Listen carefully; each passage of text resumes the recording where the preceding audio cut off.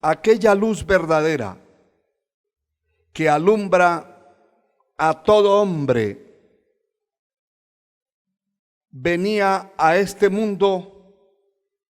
En el mundo estaba, y el mundo por él fue hecho, pero el mundo no le conoció. A lo suyo vino, y los suyos no le recibieron. Mas a todos los que le recibieron, los que creen en su nombre, les dio potestad de ser hechos hijos de Dios, los cuales no son engendrados de sangre, ni de voluntad de carne, de voluntad de varón, sino de Dios.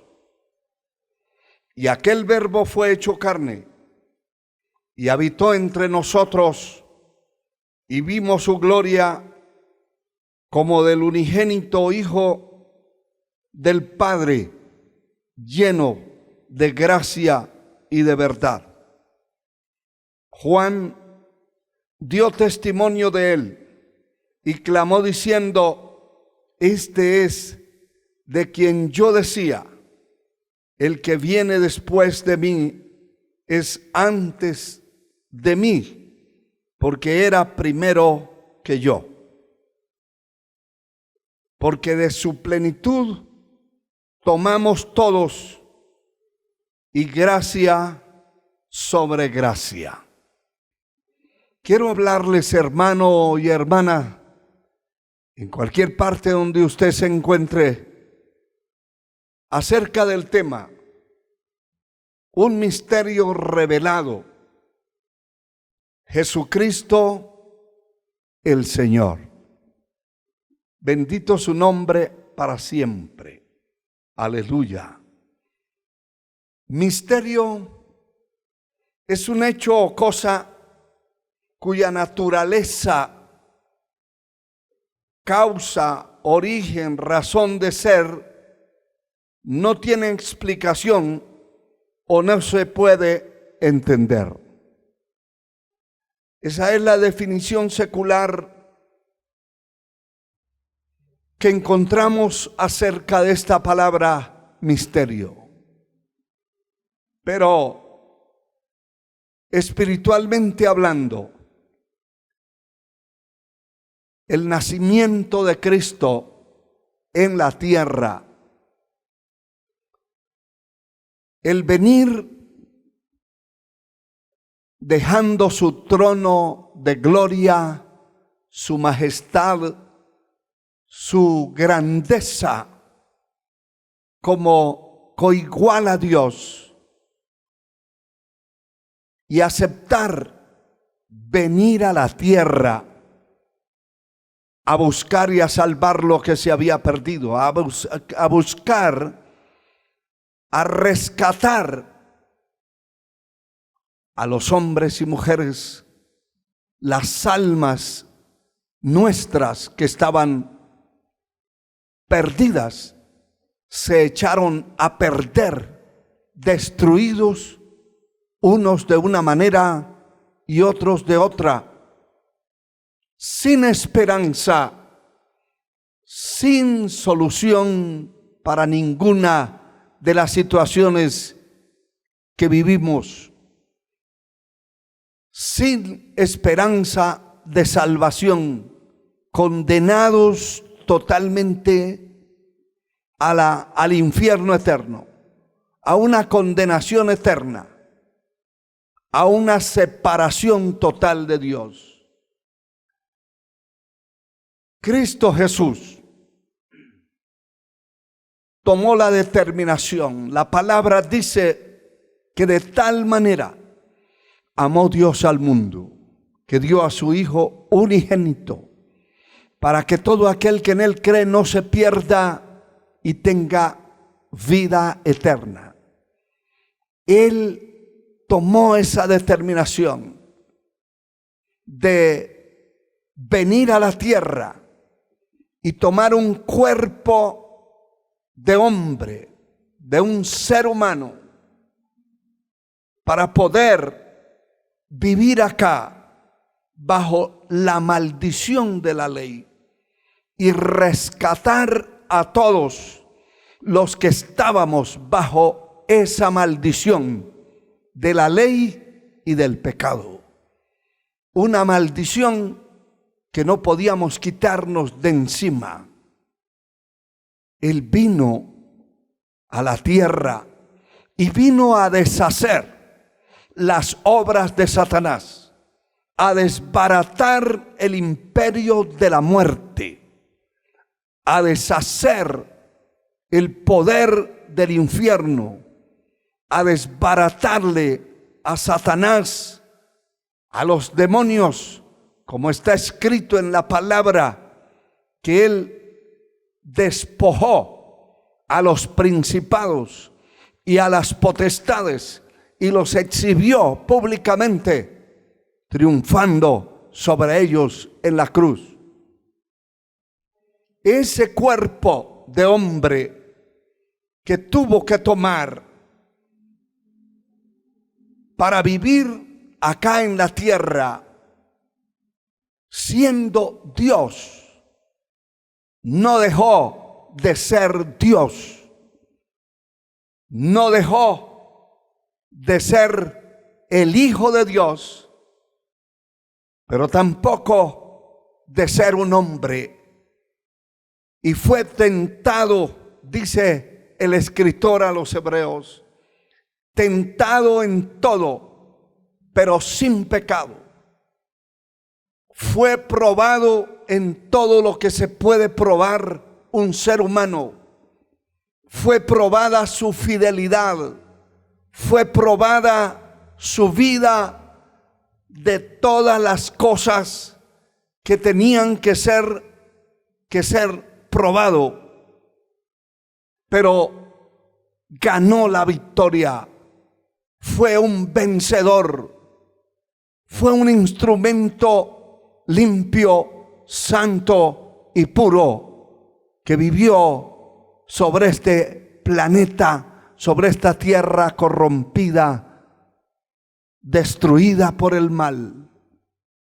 Me llama la atención cuando Juan estaba preso en la isla de Patmos.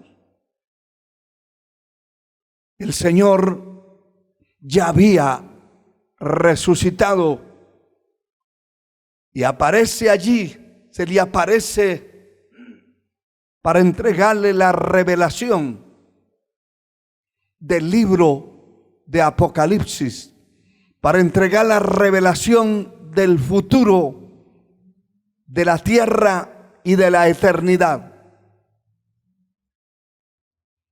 Y allí el Señor lo visita y dice la palabra que le dice: yo soy el que vivo y estuve muerto, pero he aquí que vivo y tengo las llaves del infierno y de la muerte. Y eso es muy significativo, porque en ese cuerpo que él adquirió para vivir aquí como un ser humano, tuvo que pasar por muchas situaciones complicadas y luego el final desastroso humanamente hablando, entregar su vida sin defenderse. Como dice el profeta Isaías, enmudeció y no abrió su boca, como oveja muda fue llevado al matadero. Enmudeció y no abrió su boca. Tuvo que entregar su vida sin defensa alguna, sentenciado a la muerte bajo todo imperio de mentira, de falsedad, de calumnias, y entregó su vida, su sangre, por aquellos que le hemos reconocido como Señor y Salvador de nuestras almas. Él se constituyó en un misterio. Era un misterio en la tierra.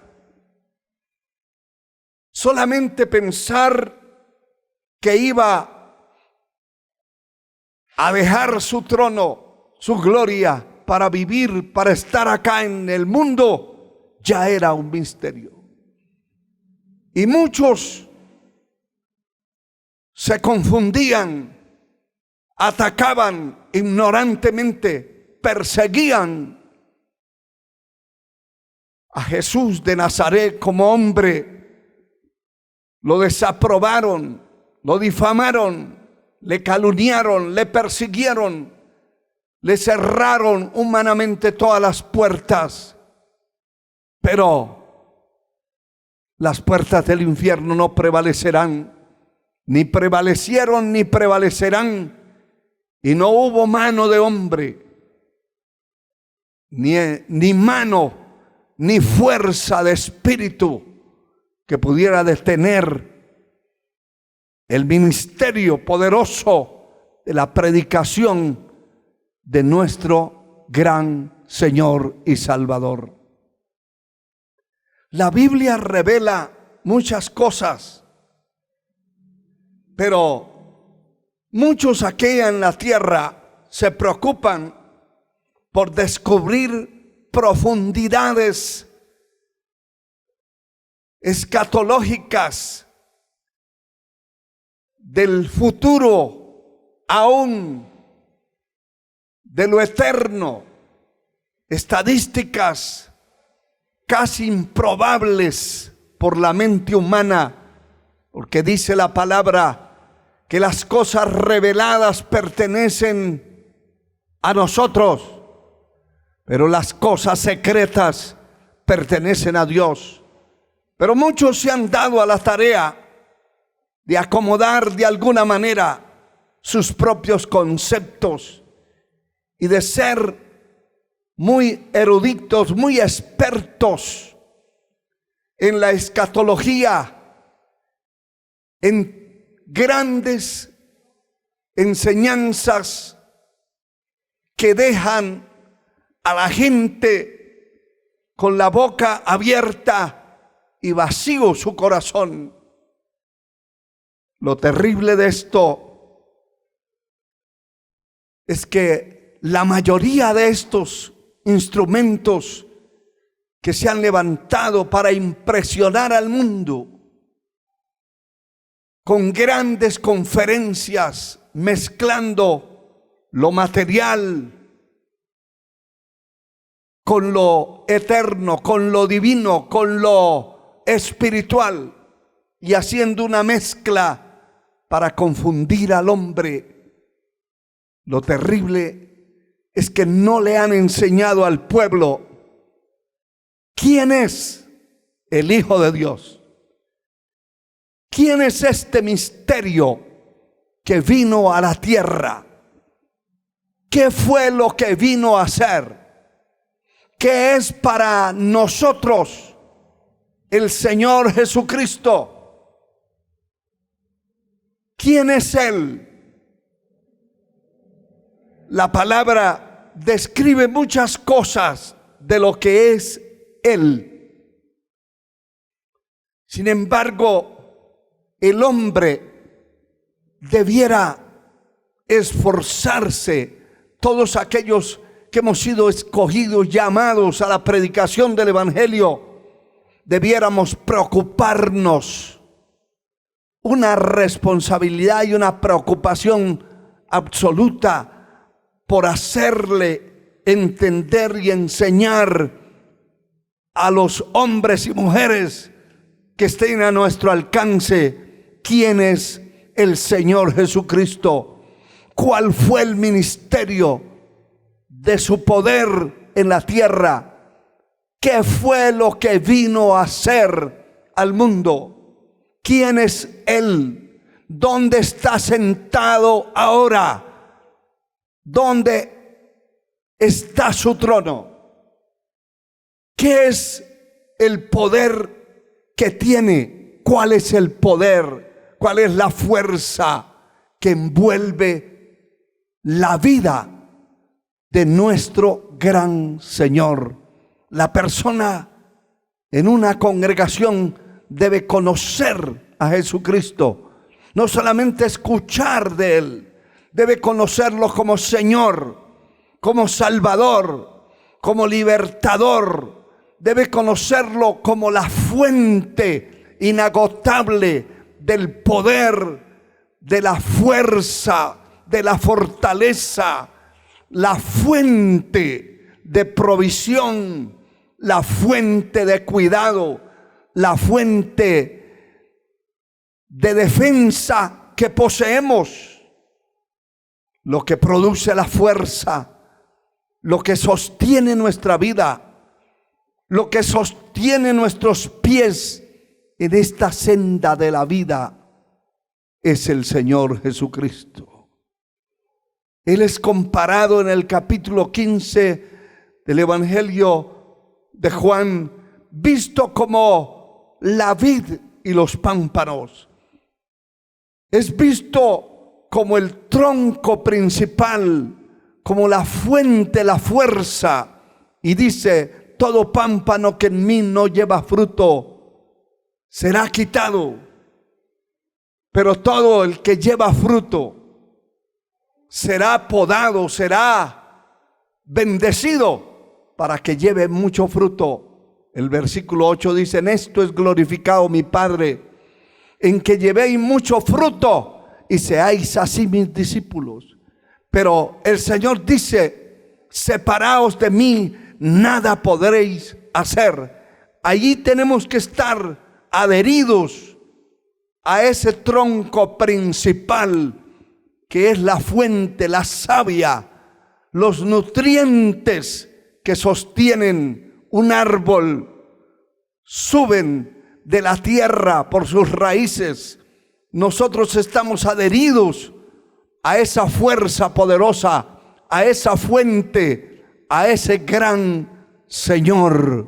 Sin Él no valemos nada, ni servimos para nada, ni somos nada en esta tierra. Alabado sea el Señor para siempre. La palabra dice en los versículos que leímos del capítulo 1 de Juan, versículo 9, aquella luz verdadera que alumbra a todo hombre, venía a este mundo. En el mundo estaba, y el mundo por él fue hecho, pero el mundo no le conoció. Ese era un misterio, porque él estaba en el mundo, pero la gente, las multitudes, no sabían quién era él. No le conocían. Oían hablar, pero no le conocían. Dice el verso 11: a lo suyo vino, pero los suyos no le recibieron. Y no le recibió su pueblo. Israel lo rechazó tajantemente, porque no entendía. Nunca entendieron. Pensaron que era un usurpador, que venía a reinar a la tierra. Se llenaron de envidia. Lo veían como un rival, pero no como el Salvador del mundo. Estuvo en el mundo, pero no lo conocieron. El mundo no supo de él. Lo rechazaron los suyos.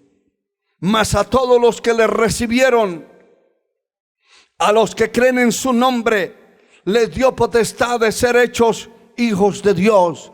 Gloria a Dios por eso, porque usted y yo no éramos pueblo para Él. No estábamos en ese listado. No vino a visitarnos a nosotros. El rechazo de ellos hizo que se extendiera la salvación, la oportunidad para que el hombre que quiera ser salvo lo pueda hacer, para que todo aquel que en él cree no se pierda, sino que tenga vida eterna. Alabado sea el Señor. De este tipo de personas dice la palabra que los cuales no son engendrados por sangre, ni por voluntad de carne, ni de voluntad de varón, sino de Dios. Hemos sido engendrados espiritualmente por la voluntad divina, escogidos, sacados de la miseria, de los rincones más horribles del mundo, para darnos la vida. Cristo vino a traer vida y vida en abundancia. Aquel Verbo fue hecho carne y habitó entre nosotros, y vimos su gloria, gloria como la del unigénito Hijo del Padre, lleno de gracia y de verdad. Dice la Escritura: Juan dio testimonio de él y clamó diciendo: este es de quien yo decía, el que viene después de mí es antes de mí, porque está primero que yo. Porque de su plenitud tomamos todos, y gracia sobre gracia. Bendito sea su nombre para siempre. Dice la palabra en el verso 29: el siguiente día vio Juan a Jesús que venía a él, y dijo: he aquí el Cordero de Dios que quita el pecado del mundo. Es muy importante esto, porque cada vez que el Señor iba a sanar, a liberar a un endemoniado, a sanar a un enfermo, les advertía, les recomendaba: no lo digan a nadie, porque la gente en su mayoría se confundían, no podían discernir, no podían conocer, no podían saber quién era Él. No lo miraban como el Salvador, como el que iba a rescatarlos de la miseria. Uno que otro le era revelado, como en este caso a Juan el Bautista, se le había revelado. Dice el verso 28 que estas cosas sucedieron en Betábara, al otro lado del Jordán, donde Juan estaba bautizando. Allí sucedió algo extraordinario, y fue la revelación divina que vino sobre la mente, el alma, el espíritu de Juan, y entendió, conoció quién era Jesús de Nazaret. Y dice el verso 30: este es aquel de quien yo dije: después de mí viene un varón, el cual es antes de mí, porque era primero que yo. Y yo no le conocía, mas para que